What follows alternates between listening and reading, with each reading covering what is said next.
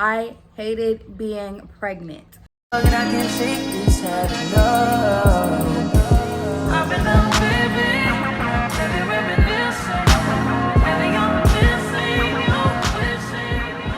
up, besties? It's your girl Keelan, and I am back with another video. In today's video, I'm going to be telling you guys about my entire pregnancy experience, especially since I am no longer pregnant, and I've just been looking back on it and just reflecting on my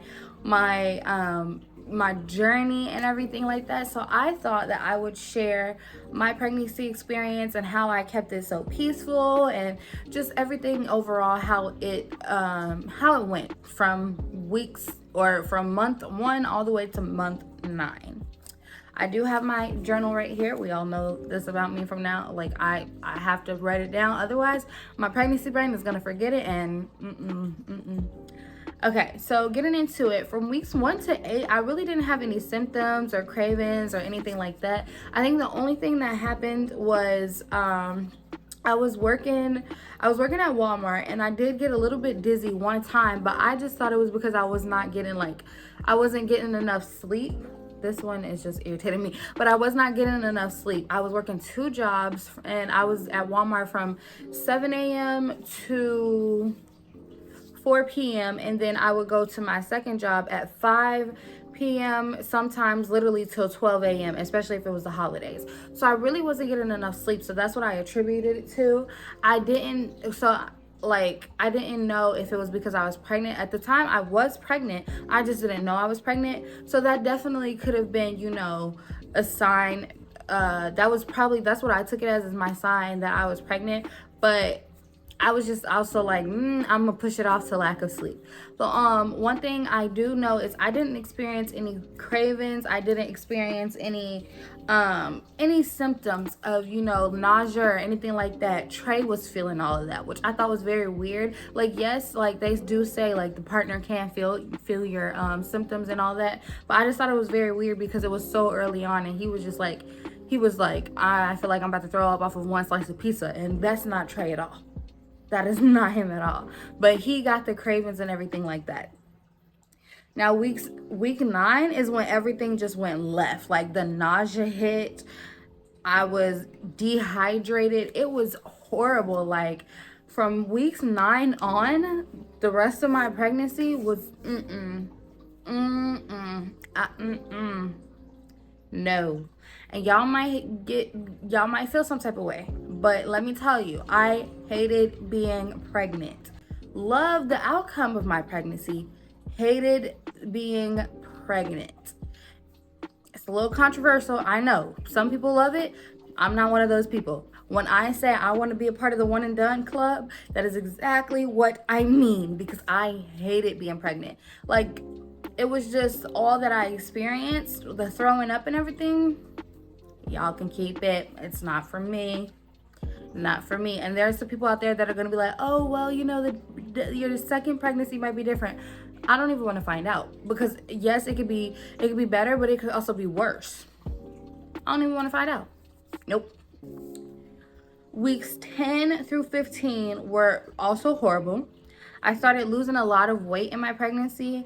I was hungry, but the minute I ate food, it literally came back up. I don't know how Kaiser was an 8-pound baby. I really, really, really can't tell you how he was an 8-pound baby. For the simple fact that I could not keep food down. I guess he was literally getting the food that I could keep down, but the rest of the time I felt like I was starving, because I would try to eat, but it would literally come right back up. It got so bad to where I couldn't even drink water. That's how I became super dehydrated. Like, it was bad. I had to take a glucose test. My veins I was so dehydrated that by the time the blood actually got to the tube, it had already clotted, because I was that dehydrated, because I could not keep water down. They even gave me a barf bag at the when I was doing my labs, because they had to give me water, and it just came right back up. Like, it was something that I just, no, don't want to do it again. Week 16 through 20, I was finally prescribed Zofran, so it got better. I will say it did get better. I felt like I was in heaven. I felt like I was great. Like when I tell y'all, from weeks 9 to 15, I was crying every day, throwing up multiple times a day. I told Trey, I was like, I can't do this anymore. Like, and I was not even halfway done with my pregnancy. I was miserable. Literally everybody was like, oh, are you excited? Like it would ask me like, are you excited about being pregnant? I want this to be over. And I was only like 13 weeks at the time. Like nothing was showing. I was still able to, I wasn't, but that throwing up, I don't like it. Don't like it one bit. But yeah, back to week 16 through 20. Week 16 through 20, I finally got the Zofran. So I felt like I was in heaven. I cloud 9. Great. I was not waking up throwing up. I finally had the energy. I could do things again. I could finally keep down water and food. That was a big accomplishment for me. I was living my best life, but I was still losing weight. So my doctor was kind of like concerned about that. So yeah, it was very weird. Weeks 21 through 25, I had to go to the doctor every 2 weeks at this point. It was annoying because like I'm a plus size woman, and as a plus size woman, the doctors work off of old numbers and old things and stuff like that. So they were like telling me about my body and everything like that. They were prescribing me pills. Like I was on so much medicine. So especially like they prescribed me like chewable aspirin. And I was like, well, what is this for? And they were like, high blood pressure and to reduce the risk of preeclampsia. I never dealt with high blood pressure. I always deal with low blood pressure. So before they even looked into my history, they were just like, oh, because of your weight, this is what we're going to do. I was not stressed my entire pregnancy. My blood pressure never reached above like 107 over like 70 or 80. Literally my entire time on the charts, it maybe got like to 108, but I was never, ever stressed. Never did any of that. Like it was just, it made me mad that they were just doing all of this because I am a plus size woman, instead of just asking me first, like all you have to do is look at ask about my history, and I'll tell you. Like, I'm not gonna lie about this stuff. If I think if it's beneficial for me to have, yes, give it to me. But I don't like medicine to begin with. So when I was put on all these different medications, it was very, very stressful, and it was also very like, it made me feel some type of way. Like, I'm not gonna lie, I felt like very sad when the doctors only looked at my weight and determined, oh well, because you are a bigger woman, we're gonna put you on this and this. Like, no. Passed my first glucose test, and they still scheduled me for another one. And they were like, oh, we're gonna schedule you like towards your 28 weeks, or yeah, towards 28 weeks, we're gonna schedule you another one and whatever. So I did one glucose test in Chicago, passed it. I did the other glucose test out here in Indiana, and I passed it. And the doctor was like, oh, well, when I went to go do my second glucose test, she was like, oh, well, have you already did a glucose test? And I was like, yeah, I did it while I was in Chicago. She was like, oh, did you fail? All she did was look at me. And I'm like, no, I passed it. Like,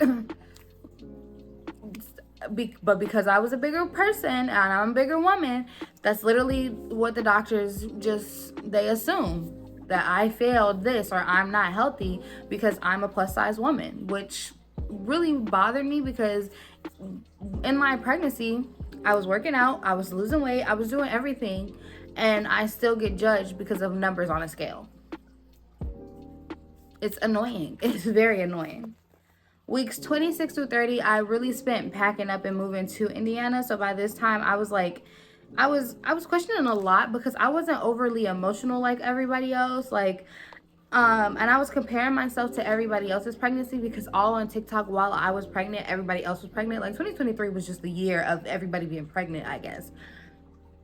So I was comparing myself a lot to other people, and I would see like they were so emotional about their pregnancy and I wasn't. Like at one point in time I was like even asking myself like am I detached from my son? Like I don't know. It was a lot that was going through my mind, and I was questioning a lot because I'm like, why am I not this way, but why is another person this way? And I get it, everybody's pregnancy experience is different, but a lot of the girls that I was seeing on TikTok, they were crying, they were this, they were that, they were so overly emotional, and I'm just like, not me. The only time I cried is because I was throwing up too much. Like and it made me like really question a lot of things about my pregnancy and everything like that. It was weird, but I love my son. And I don't know why I ever questioned if I was detached from him or anything, but I wouldn't trade him for the world. Weeks 35 or 31 through 35, I ran out of Zofran again, so I was back to being miserable. I went back to throwing up every day, or I started losing more weight. I literally, my doctor was like very concerned because at this point I was losing like 7 pounds in a week. And she was like, I'm concerned about that. We really need to keep an eye on your weight, especially when you're 31 to 35 weeks pregnant. I don't remember like the specific week I was like, I went to the doctor because it was like every 2 weeks I was going. But she was like, you're losing weight and we're worried about that. I said a win was a win. I didn't care. I'm gonna be 100% honest. I thought a win was a win because I'm losing the weight, right? That's how bad it got for me, because and it wasn't like I was intentionally trying to lose weight, but again I was throwing up so much that I couldn't keep anything down. But because the doctors have been talking about my weight this entire time, it made me very self-conscious, and I was just like, you know what, a win is a win at the end of the day. Oh, Sneaker Man. 1 second. All right, but yeah, like I was saying, I was like, hey, a win is a win in my book, for the simple fact that y'all are talking about I need to lose weight anyway. So, but I do understand where the concern came from. Like, I won't say that, oh, I wanted to just continue to lose weight like that. But he was an 8-pound baby, so I wasn't too concerned. Like, when we went to one appointment...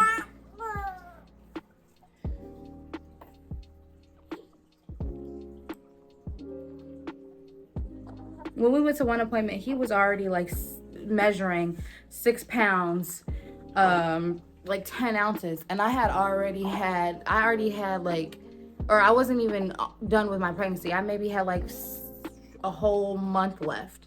So I wasn't too concerned. And then we get to weeks 35 through 40. 35 through 40, I was over it. I'm not even gonna lie. I was always tired. I just wanted this to be over. I was like, I didn't want to do anything. I had posted a TikTok on my spare TikTok account, and I was like, I finally entered the 3rd trimester. That this is the no trimester. Like, this is the no stage of life for me. Whenever people wanted me to do something, no. You want me to go this way? No. I did, whenever my mom would make me, would ask me to go to the store with her, we did end up walking around the store like 2-3 times because my mom has just always been that person. But other than that, like, I didn't want to do anything at all. I was, no. It was called the no phase of life. I was so tired. I was uncomfortable. I was over it. I didn't want to do anything. No, that was literally what this last phase or the last trimester was called, the no phase. Overall, my pregnancy was very peaceful. I will say, like, minus the throwing up and like everything like that, but I kept it peaceful. I really didn't post, like, I would take pictures myself, but I really didn't post like that. I kept it off of social media because I knew, like I said, I did a little bit of comparing at the beginning of my pregnancy, and I didn't want to do that. So I really kept my pregnancy private, and I would recommend to anybody, if you are pregnant, keep it private. It's so peaceful that way. Like, everybody, including like a lot of family members that had my number, would contact my mom for things, and she would not let them know because, one, you can contact me, and second, she just respected my privacy. But other than that, like, if you have the opportunities to, like, I posted like little updates about my pregnancy here and there, but like nobody really knew like how far along I was, what the gender was, until I told them, until I posted about it, until stuff like that. And even now that Kaiser's here, I don't post him like that. No, because if you wanted to be there for him, you would come and see him, or you would find some way to contact me or anything like that. If you don't deserve to see my son. And that's just how I am. I'm a private person, and like, it's so crazy because I do YouTube, but I'm still a private person. Like, I don't share everything about any, like, my personal life or my son or anything like that. I honestly, that was the most stress-free I had ever been. Like, my pregnancy, I was so stress-free. It was amazing. Like, so if you have the opportunity to have a private pregnancy, do it. I didn't have to worry about 1,000 phone calls. I didn't have to worry about any of that. Even when I went into labor, nobody knew except for my mom and my brother, because he had to watch my dog. But my mom knew, because of course I'm gonna tell her. And obviously Trey's like mom knew. But other than that, nobody knew I went into labor because I didn't want people calling me. Private is better. I do want to shout out, like, special shout out to my village and everybody that helped us get settled during this pregnancy, everybody that helped us during this pregnancy. Like, y'all are amazing people, and I just want nothing but the best for y'all. Like, everybody who helped me in some way, helped me, helped Trey, everybody at the baby shower that bought Kaiser something, y'all are amazing. And I just want to thank all of y'all, everyone. You know who you are if you have helped me in any way. I want to give a really, really, really huge shout out to my mom. Like, she was so supportive the entire time. Like, if it wasn't for her, Kaiser wouldn't have a car seat. He wouldn't have clothes. Like, yeah, we did get like clothes at the baby shower, but most of Kaiser's clothes came from my mom. I'm not gonna say most, but a good percentage of Kaiser's clothes are from my mom. I didn't have to worry about a swing. I didn't have to worry about bottles. I didn't have to worry about a bottle warmer. I didn't have to worry about a crib, dresser. This is her first grandchild, so she literally went crazy, and I just appreciate her. I also appreciate her for literally staying in the hospital with me, even though she wasn't supposed to. I appreciate her for staying in the hospital with me and just being there, talking me through with my C-section, and being there afterwards in the recovery room. Like, my mom showed up and showed out for me, and I really, really, really appreciate her, because I don't know, it's something about, you know, having your mom with you through like a really, really big moment, and this was like obviously a huge moment for me, and I appreciate her so much. Like, when I think about like my labor and delivery, and I think about who was there checking my temperature, who was there talking me through it, who was there, like, it was my mom, and it really makes me emotional. It makes me almost want to cry, because I'm just like, I don't know. We have our relationship, and I wouldn't change our relationship for anything in the world, but it makes you really, really, really sit back and think. Like, I've never been a rebellious kid to my mom. I never was like one of those girls who said they hated their mom, but it's just like something about my mom being there for me when I needed her the most. It really just, it makes you understand, especially with me being a new parent. Like, I don't know. I couldn't ask for a better delivery. I couldn't ask for a better, you know, a better support system that was there with me during my delivery. It was amazing, and I just really, really, really hope she knows how much I love and appreciate her. I can't tell you enough, but I really, really, really hope you know how much I love and appreciate you, Mom, for everything you do, all the sacrifices you've made, because becoming a mom, it just opens your eyes to a whole new understanding of motherhood, obviously, because before I really can't say I understood, but now I can't. I understand. And Kaiser's only a month. So, and last but not least, shout out to my boo thing. Shout out to Trey. Oh my gosh, shout out to Trey. I just want to tell you that I love you so, so much, and I'm so appreciative of everything you've done. I love you for sitting me down and making me, you know, just not stressed out during this pregnancy. I love you for telling me no, you're not working during this pregnancy. I love you for everything you've done for our family. You have definitely stepped up to the plate, and I could not ask for a better partner. Thank you for being there with me in the hospital and holding my hand and letting me squeeze your hand when them contractions was horrible. Oh my goodness, thank you just for so much, all the sacrifices you have made for our family. I really, really, really hope you know how much I love and appreciate you, because whew, It's been a long journey, but we've overcome some stuff, and I definitely appreciate every experience that we've had, past, present, and future. I just want you to know that I love you, and your efforts, none of them go unnoticed. So I just want you to know that, and I appreciate you in every possible way. I can't say it enough. I've said it so many times, and I just hope you know how much I love and appreciate you.